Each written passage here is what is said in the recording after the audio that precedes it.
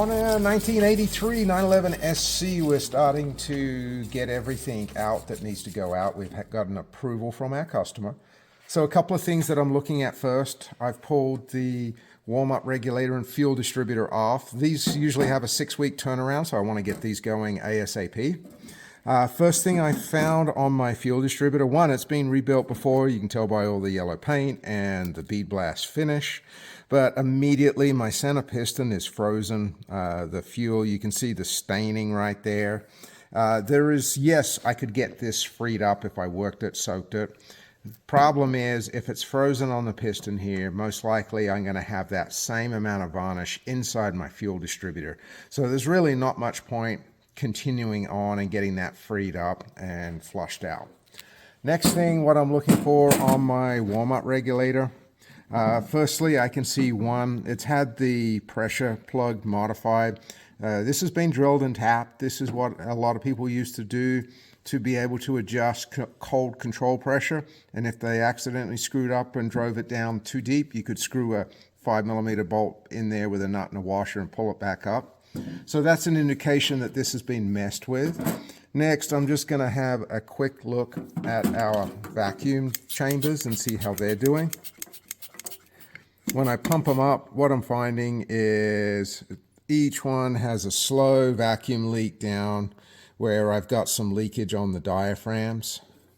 Then if I check the other side, same thing when I pump it up, and we see it'll start to hold a little bit and then it just loses vacuum. So both of these definitely need to be rebuilt. No point putting them on a fresh engine without resolving these issues here. So these are going to go out to our rebuilder. Still cleaning on our 3-liter case. I just pulled the oil galley plugs, the main plugs where I need access to get to. So those are in the front right here. This connects between the first main bearing, or the last main bearing connection and number 8 bearing. And this will build up debris in behind this plug, so very important to pull that, as well as the main gallery plug, which is this plug right here. Both ends you need to pull this end. Once you get the front one out, which is this one, you can see the front one there is kind of boogered up, but the back one I'm able to come in with a long punch and just punch it straight out. These are a 22mm plug on the front, and you can just use a freeze plug to go back in there. The plug on the front here, this is a 13mm plug, and usually I'll just machine a new plug for that and drive it in once I'm all done cleaning. Okay, we're also moving along on our other engine parts. I have all my pistons cleaned and polished. I've measured my pistons and I've measured my barrels. Both are still serviceable. Barrels still need more cleaning. This one has had some vapor blasting. Got to be careful with these because I don't want to blast the Nicosil lining off the cylinders. That is possible, so you've got to be very careful when you're cleaning these. I'll have to do a lot of hand cleaning in the top to get all this carbon out, but you can see here where I can get to. These clean up pretty nice.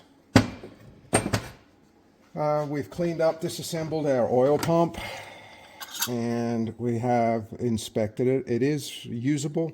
We do need to resurface this plate just to close up the end clearances. A little tiny bit of inconsequential wear on here. This is the most important part with oil pumps. Gear quality is second to end float on gears, although these I've also cleaned and inspected, and these actually look really good. Have no problems reusing that oil pump going back together. Cleaned up our timing parts that we are reusing here. Our idler gears, timing gears, pivot, fulcrum, so I've still got to check the bushings in here. Cleaning all the valve gear. Bushings need to be replaced on our rocker arms. Still got to pull apart our rocker shafts, clean out in the centers here. So these are nice places to store nasty stuff. And idler bushings, idler gears, lots and lots of cleaning. But we're moving along with that. Started the plate process. These are the nuts and washers for the case through bolts. Still need to check our thermostat, make sure it's working correctly. And moving down the line, I have my crank and my rods all cleaned up here. Have done a quick measurement on it, and so far everything looks good. Should just clean up with a polish. Need to do a final measurement before I go into polish. Same with the rod bushings. I've cleaned and done a visual. I still need to pin fit to make sure that the rod bushings don't need to be changed. We also have a lot of our new parts that have come in. We have a tensioner upgrade kit, gasket kits, bearings, new head studs. We have all the head studs out of the case, both halves of the case, rod bolts, timing gears, ring set, and moving forward. It's just a long process. This is probably the longest part of the process, is the cleaning and inspection and measurement. Still need to get onto our heads as well. Have ordered some parts for them, but haven't started those yet. So as you can see, as I just said, my heads haven't started those yet. I usually like to get all the case stuff done. Heads we handle completely 100% in-house, so it's not something I need to send out. So I'm not as concerned as things like a crank, that if it needs to go to my crank grinder, that can be an 8 to 9 week lead time, so that's why I concentrate on that first. I'll get onto these as soon as I'm finished with my casework, making sure everything is good there so I know exactly where we stand, and we'll get these disassembled. Some things I have done is I went ahead, ordered exhaust guides and valves, just because they are 99% of the time always replaced. Intakes we're going to take a look at and reassess. If we need them, obviously we'll get them, but right now we're just assuming that they're machinable.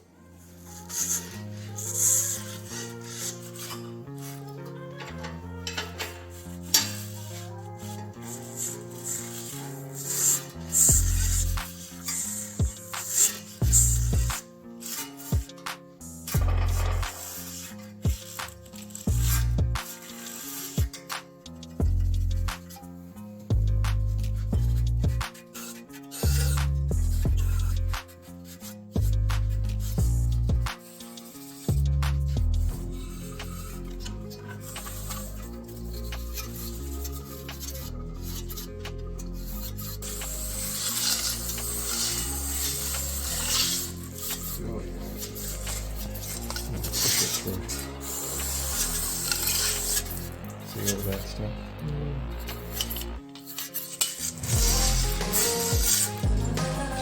Nasty oil.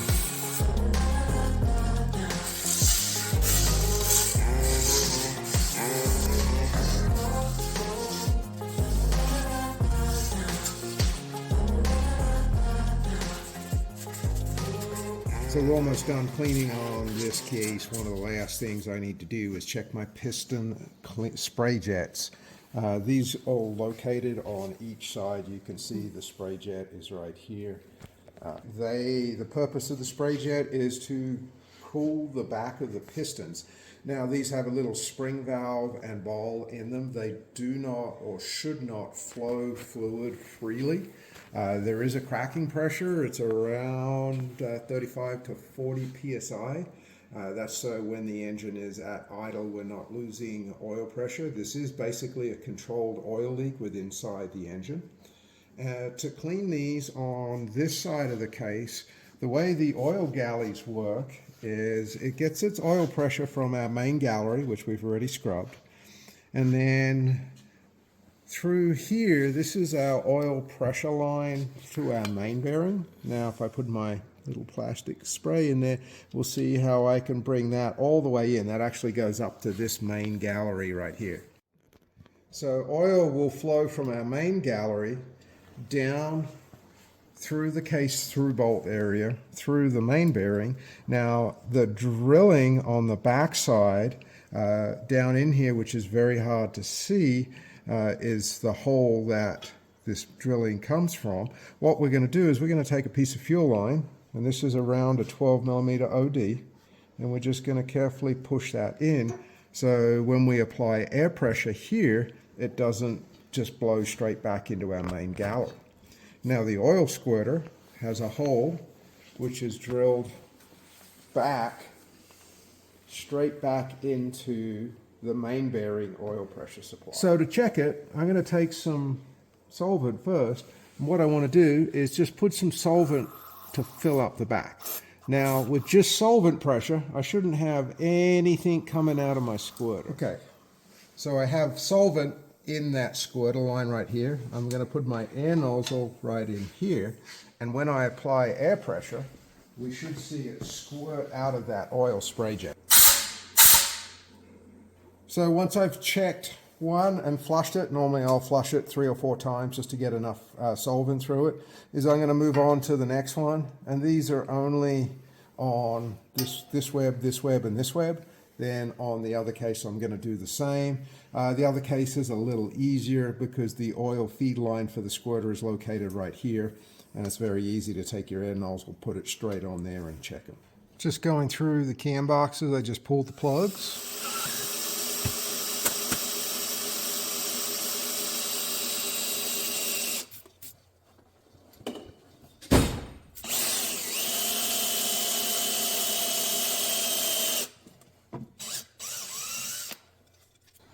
This is the end of the line right here, so this is where the end of the oil system ends.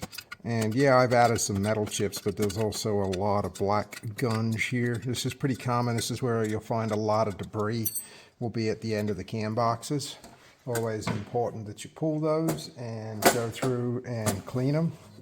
This one, the tube actually moved when I hit it with my drill, so I'm going to have to reposition it because it's spun. Not a big deal. I'll take care of that after I've cleaned it.